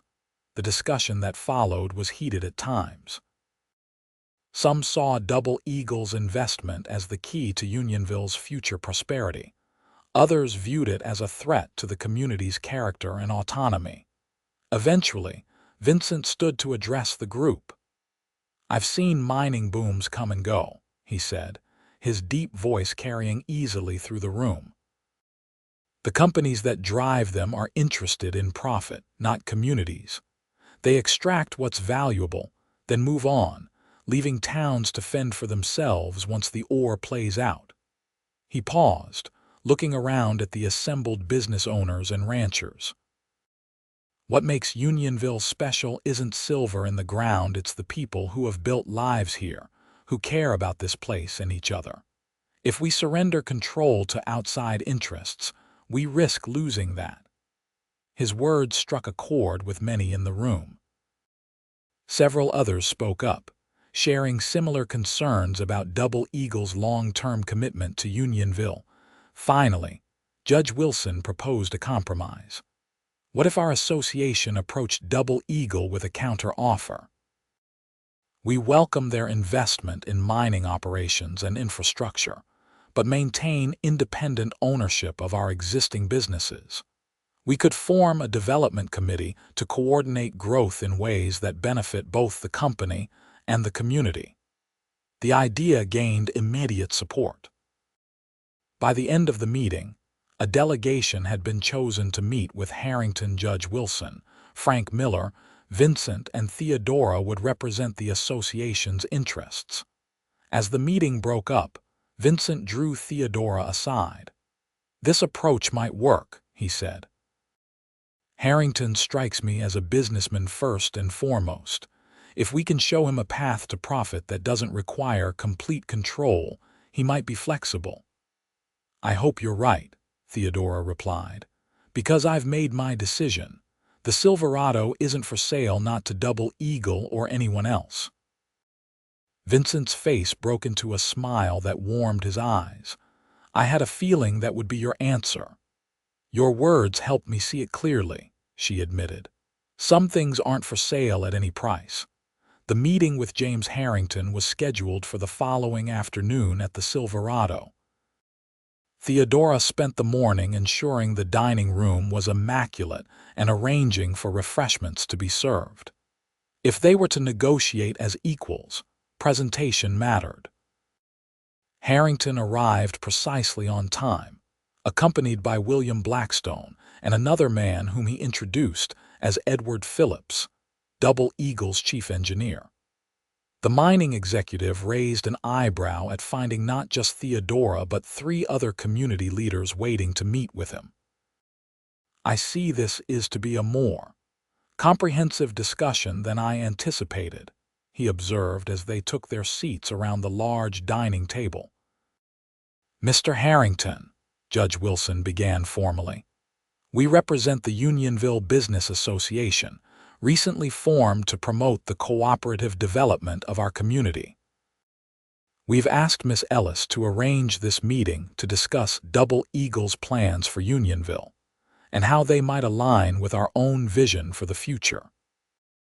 Harrington's expression revealed nothing as he listened to the judge outline the association's counter-proposal, welcoming Double Eagle's investment in mining operations and infrastructure, while maintaining local ownership of existing businesses, with a joint development committee to coordinate growth. "An interesting approach," Harrington said when Wilson had finished. "But I must be frank, Double Eagle's investors expect a certain return on their considerable investment. Our integrated development plan requires control of key properties to ensure efficiency and profitability." "With respect, Mr. Harrington," Vincent spoke up, "you can achieve your mining objectives without controlling the town itself. The silver deposits are your primary interest, the rest is secondary." "On the contrary, Mr. Xavier," Harrington replied smoothly. "In our experience, comprehensive development yields the greatest return.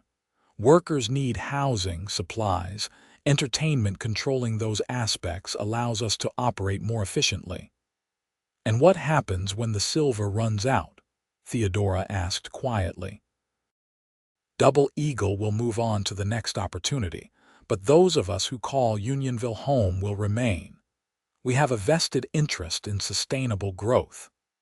The discussion continued for nearly 2 hours, with Harrington demonstrating why he had risen to lead a major mining company. He was articulate, persuasive, and unyielding on certain key points, particularly his desire to acquire the Silverado.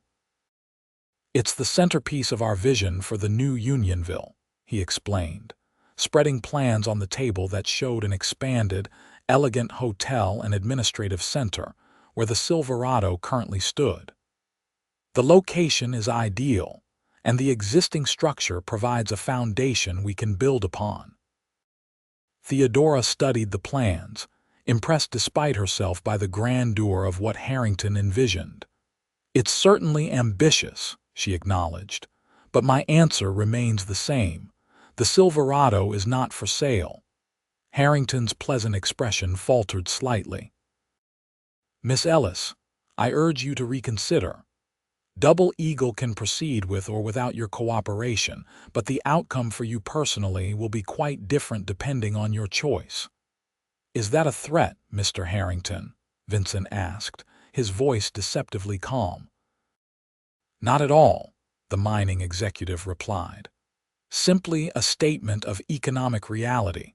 Double Eagle will build its headquarters in Unionville regardless. If not at the Silverado's location, then adjacent to it with newer facilities, more modern amenities, and the full weight of our resources behind it. He looked directly at Theodora. How long do you think your independent operation could compete under those circumstances? Before Theodora could respond, Frank Miller spoke up. Mr. Harrington, you seem to misunderstand the nature of our association. If Double Eagle attempts to undermine any one of our businesses through unfair competition, you'll face resistance from all of us. Meaning what precisely? Harrington asked, his tone hardening. Meaning we control the supply chains, transportation, and services that your operation will need to function efficiently, Miller explained. Cooperation would be mutually beneficial. The alternative would create unnecessary complications. Harrington studied the merchant thoughtfully. I see. He turned to his companions. Gentlemen, I believe we need to reassess our approach. To the association representatives, he added, perhaps we can find a middle ground that respects both your concerns and our investors' expectations. For the next hour, the discussion shifted to exploring areas of potential compromise. Harrington agreed to scale back Double Eagle's plans for acquiring existing businesses, focusing instead on developing new properties and infrastructure. In exchange, the association would support zoning changes needed for the mining company's operations and coordinate on transportation improvements. The Silverado remained a sticking point. Harrington clearly coveted it for its symbolic and practical value, but Theodora stood firm. Finally, a compromise emerged. Double Eagle would build its administrative headquarters on land adjacent to the Silverado, while entering into a cooperative agreement that would allow both establishments to benefit from increased visitor traffic. This isn't what I envisioned, Harrington admitted as they prepared to conclude the meeting. But business is about adaptation. Double Eagle can work within these parameters, provided the association maintains its end of the bargain. We're people of our word, Mr. Harrington, Judge Wilson assured him. Unionville will welcome Double Eagle's investment and expertise as partners, not overlords. After formal handshakes, Harrington and his associates departed to reconsider their development plans in light of the new arrangement. The association representatives remained at the Silverado, sharing a sense of cautious optimism. That went better than I expected, Frank Miller admitted. Harrington's a shrewd negotiator, but he knows when to compromise. Don't underestimate him, Vincent cautioned. He yielded ground today because it was expedient, not because he's abandoned his ambitions. We'll need to be vigilant. Judge Wilson nodded in agreement. The association must remain strong and united. Double Eagle will look for weaknesses to exploit. After the others had gone, Vincent lingered, helping Theodora clear away the cups and plates from the meeting. They worked in companionable silence for a few minutes. Then Vincent spoke. You stood your ground admirably today. Harrington isn't accustomed to being refused. I had strong support, Theodora replied with a small smile. It makes all the difference, not facing such challenges alone. Vincent set down the tray he was carrying and turned to face her. Theodora, there's something I've been wanting to say to you, something important. The seriousness in his tone made her heart beat faster. Yes, When you first arrived in Unionville, I admired your courage in taking on the Silverado. As I've come to know you better, that admiration has grown into something much deeper." He took a step closer, his gray eyes intent on hers. "I've fallen in love with you, Theodora Ellis. Your strength, your determination, your kindness, everything about you." Theodora felt a surge of joy at his words. "Vince, you don't have to say anything," he continued quickly. "I know this might seem sudden, and you have so much to consider with the Silverado and Double Eagle. I just wanted you to know how I feel, whatever comes next." Theodora closed the distance between them, placing her hand on his chest. "It's not sudden at all," she said softly. "I think I began falling in love with you the day you carried my bags from the stagecoach. I just didn't want to admit it to myself." The smile that illuminated Vincent's face was like sunrise breaking over the Nevada mountains. "Really, really," she affirmed. "You've been beside me through everything, offering support without trying to take control. You've respected my independence while showing me I don't have to face every challenge alone." Vincent's hands came up to frame her face gently. "I will always stand beside you, Theodora, not in front, not behind, beside." As their lips met in a first, tender kiss, Theodora felt as if all the pieces of her new life were falling into place. She had come to Unionville seeking a fresh start, never imagining she would find not only a business and a community but love as well. The weeks that followed brought significant changes to Unionville. True to his word, Harrington redirected Double Eagle's development plans to work in cooperation with the business association rather than against it. Construction began on the mining company's headquarters adjacent to the Silverado, while improvements to roads and other infrastructure benefited the entire community. The association remained vigilant, addressing issues as they arose and ensuring that Double Eagle's influence, while substantial, didn't overwhelm the town's independent character. Theodora found herself taking a leadership role in these efforts, her business acumen and diplomatic skills making her a natural bridge between the various factions. The Silverado continued to thrive, its reputation for quality and respectable entertainment drawing visitors from throughout the region. Theodora implemented improvements of her own, expanding the dining room, renovating the guest rooms with modern amenities, and adding a small lending library for patrons seeking quieter recreation. Throughout it all, her relationship with Vincent deepened. They spent as much time together as their busy lives permitted, getting to know each other more fully with each passing day. Vincent introduced her to the joys of horseback riding across the Nevada landscape, while Theodora shared her love of literature and music. 2 months after their first kiss, Vincent invited Theodora to a special dinner at the Diamond X. When she arrived, she found the ranch house transformed, lanterns casting a warm glow over the porch, the dining table set with fine china and crystal, and the delicious aroma of a carefully prepared meal filling the air. "What's the occasion?" she asked as Vincent greeted her with a kiss. "Do I need an occasion to spoil the woman I love?" he replied with a smile, though something in his manner suggested there was indeed a special purpose to the evening. After a wonderful meal that Vincent admitted had been prepared by his cook with strict instructions to make himself scarce afterward, they moved to the porch to watch the stars appear in the darkening sky. Vincent seemed uncharacteristically nervous, pacing slightly before finally taking Theodora's hand and leading her to the porch swing. "Theodora," he began, his voice unsteady, "these past months have been the happiest of my life. Getting to know you, seeing your strength and determination, falling more deeply in love with you each day, it's changed me in ways I never expected." He dropped to one knee before her, and Theodora's heart began to race. I know we haven't known each other long by some standards, Vincent continued, taking a small box from his pocket.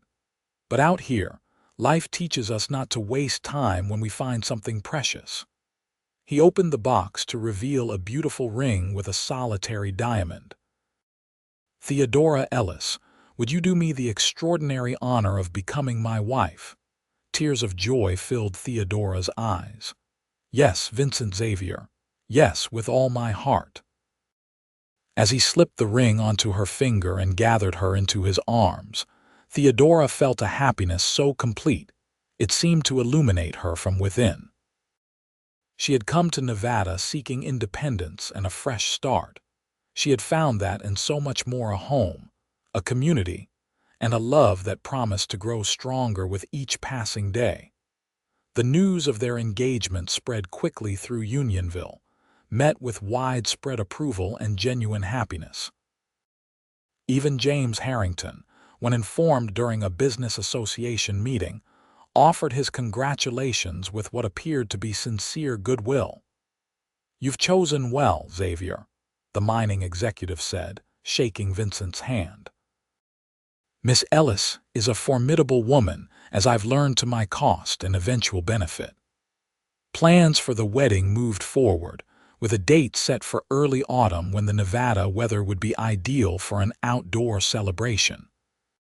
Theodora wrote to her few remaining acquaintances in Philadelphia, inviting them to the ceremony, though she knew the distance would prevent most from attending.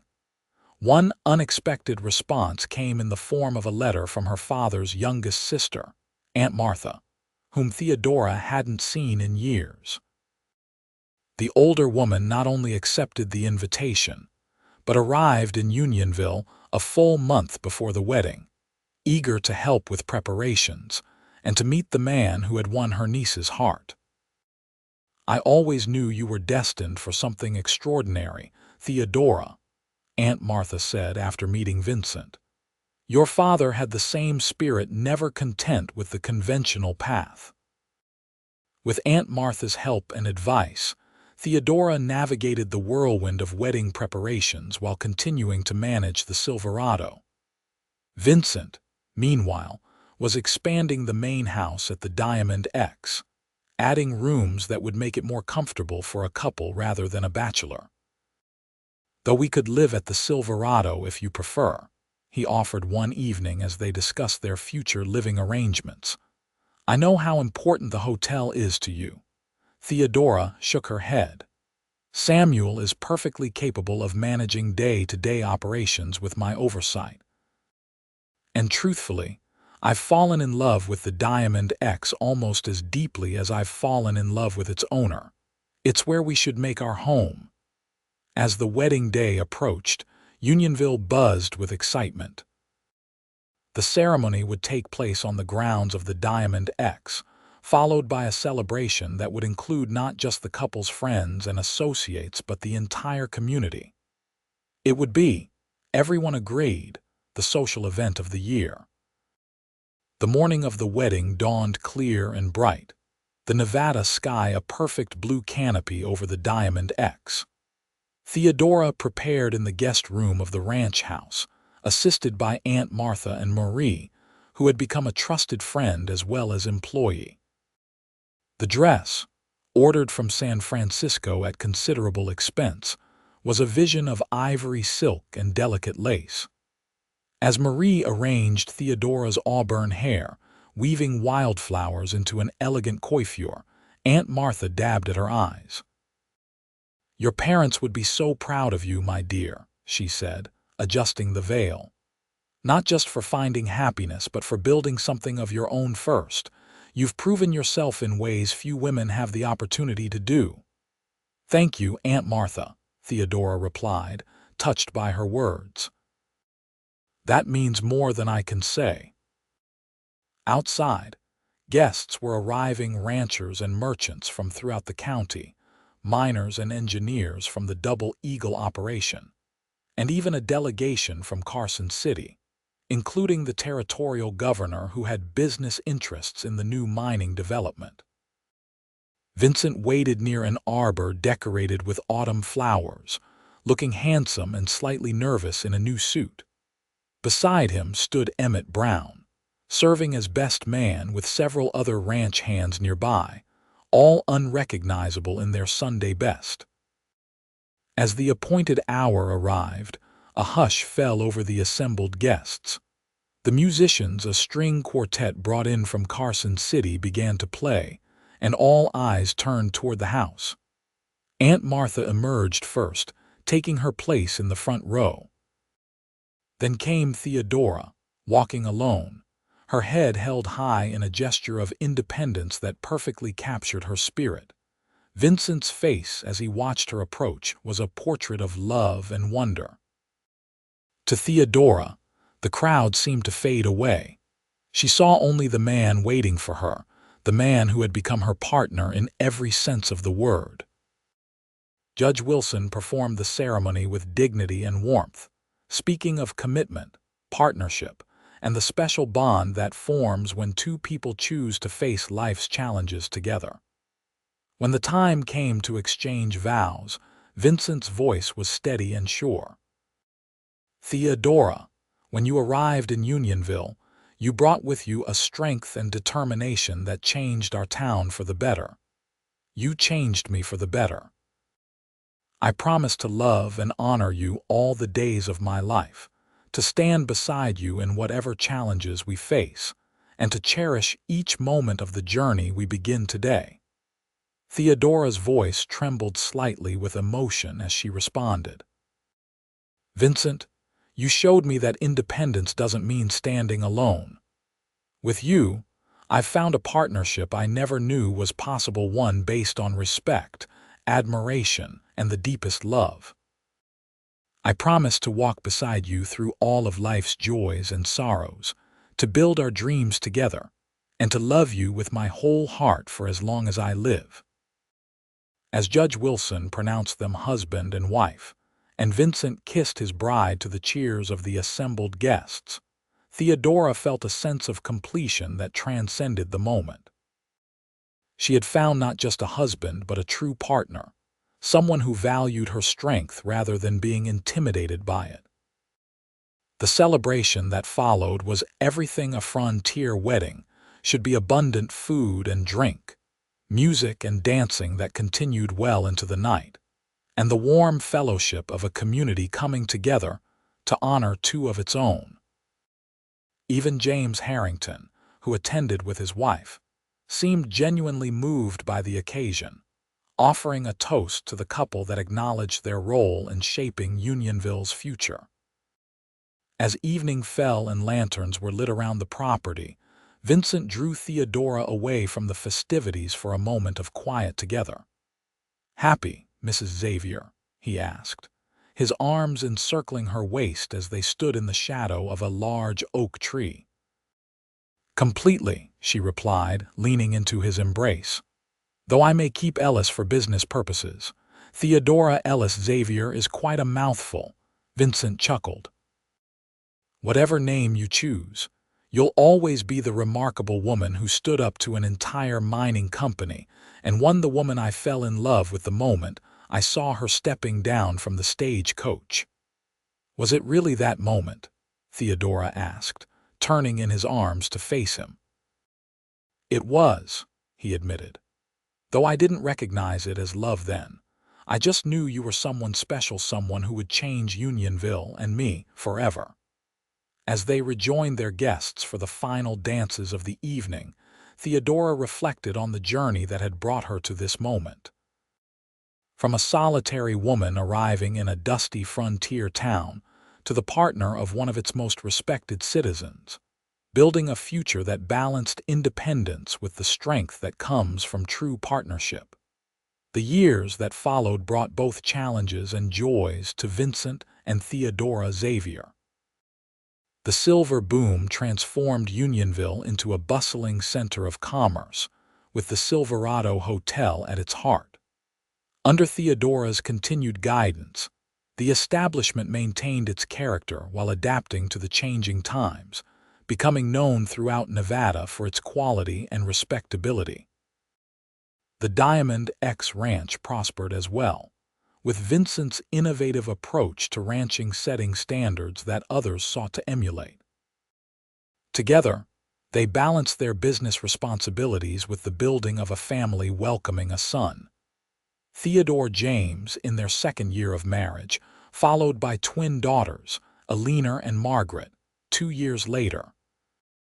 Through it all, they remained true to the promise at the core of their relationship to stand beside each other, neither one dominant, both contributing their strengths to the partnership they had forged that autumn day in Unionville.